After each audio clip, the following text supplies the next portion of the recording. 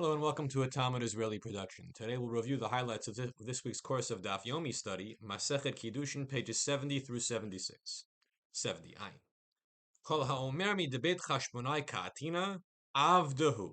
Anyone who claims that they are descended from the Hasmonean dynasty, which was a royal dynasty of the Jewish people in the middle to late Second Temple period.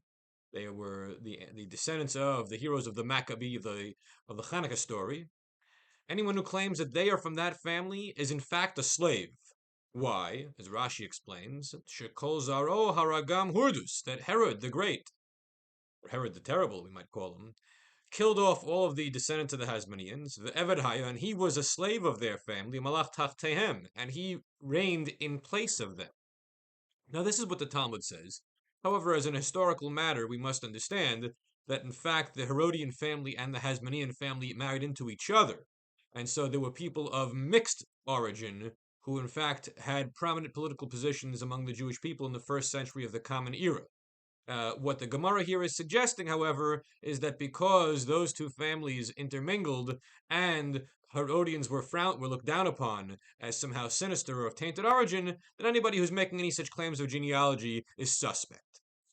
Ayin Aleph 71. Shem ben Arba Otiot, the divine name of 4 letters, the Tetragrammaton, which we don't pronounce. Chachamim mosimoto l'tamidehem. The sages would pass along information about how to pronounce it to their best disciples, pam achat b'shavua, once every 7 years, meaning fairly infrequently. This is not a common occurrence. And why is it such an infrequent thing to do? Diftiv zeh shemi leolam, because it says in the Torah, "This is my name forever," le'aleim, but it's written without a vav, which means le'aleim, to conceal. That we are bidden to conceal information about the divine name. Now, of course, if you conceal it too much, then eventually the whole people forgets about it, and that's why today nobody knows the correct pronunciation of the Tetragrammaton of God's holy name. Ayin Bet 72. Tanu Rabban. Mamzire netine tehorim latid lavo. Divrei Rabbi Yossi. So Rabbi Yossi says that in the future, in Messianic times, the status of the Mamzerim and the Nethinim, who are not allowed to marry into the congregation of Israel, will be rectified. They'll be purified, tehorim, and now their stigma will go away. Rabbi Meir Omer, Ein Torim. Rabbi Meir says, no, the stigma will not go away even in end of times.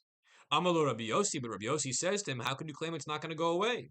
Look, Varnemar, it says in the Pasuk, that God will cast upon us purifying waters and purify us, which would seem to indicate that genealogical taints are going to no longer matter. Amar Rabbi Meir,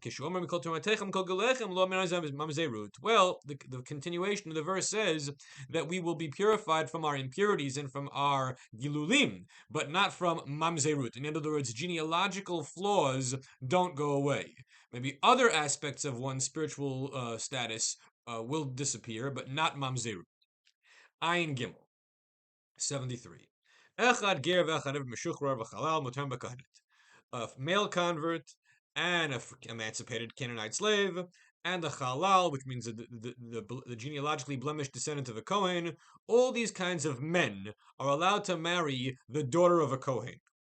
Amar Rav, well, this is an example of the rule that the daughters of Kohanim are not bound by the matrimonial restrictions that their male counterparts are bound by. That male Kohanim have tough rules about who they can and cannot marry, whereas female Kohanot have no such rules. They're like a regular Jewess in that regard. Ayin Daled. Shlosha ne'emanim ala b'chor.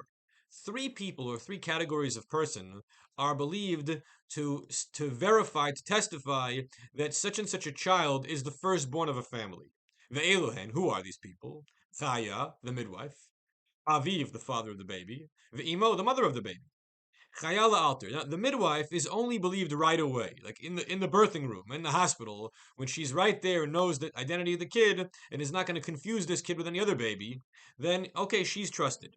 Imo kol shiva. The mother is believed for the first 7 days of the child's life, when the child is really attached to the mother in absolute terms. Then she can say, "This is my kid," and was a firstborn. Aviv la'olam, but the father is believed forever, even later in life, to say that this particular child was his firstborn child. Why is it relevant? For purposes of Pidyon Bechor, Pidyon Haben, and for Yerusha, for the double portion that goes to the firstborn son. Ayin Hey, 75. Tanya, Gerad Asara Dorot, Mutaba Mezeret.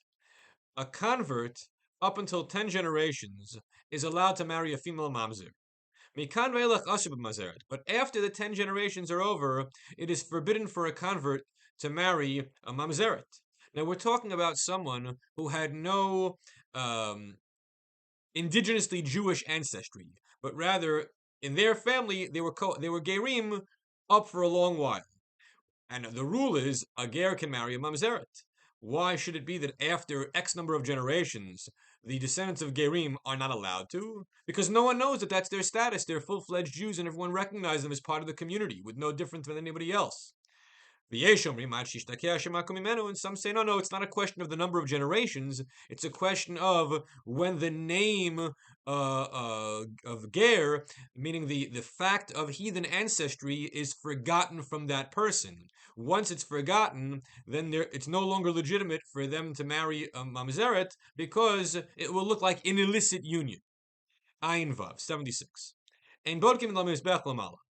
Well, we used to investigate the genealogical status of people so that they should marry appropriately and not get into a marriage which was unlawful. Well, you're supposed to investigate a few generations back to verify that so-and-so really is who they say they are. But let's say someone served on the Mizbech as a Kohen, on the altar. That's enough. No need to check any further. Why? Because the Kohanim verified his status before they allowed him to serve on the altar.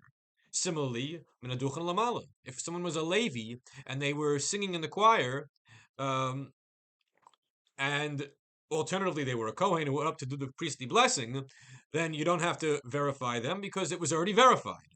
And someone who served on the court, on the Sanhedrin, they would not be put into a position of the High Court of Judaism unless their status was verified. So since it's already been done, you, for matrimonial purposes, don't have to investigate any further. Everyone have a great week.